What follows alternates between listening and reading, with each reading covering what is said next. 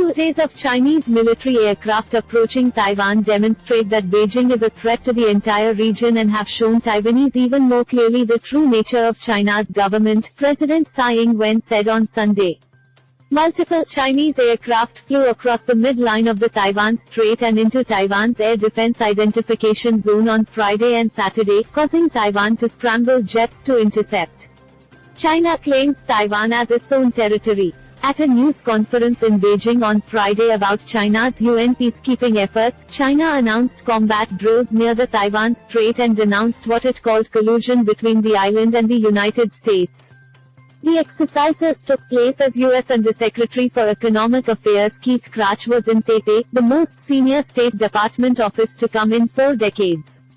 Speaking to reporters, Tsai announced China's drills. I believe these activities are no help to China's international image, and what's more have put Taiwan's people even more on their guard, understanding even better the true nature of the Chinese communist regime, she said. Additionally, other countries in the region also have a better understanding of the threat posed by China, Tsai added.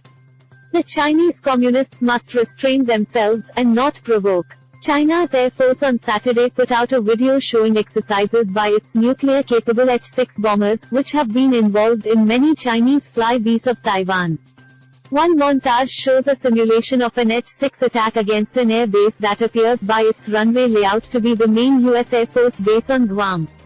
Asked about that footage and China's decision to release it while Krach was in Taiwan, Tsai said China's recent activities were a threat broader than just to Taiwan.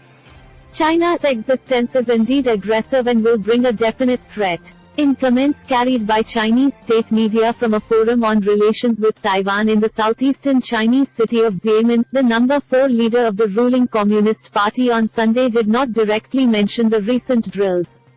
Wang Yang, who heads a largely ceremonial advisory body to China's parliament, reiterated that Taiwan independence was a dead end, and that relying on foreigners to pump yourself up was to take a risk out of desperation.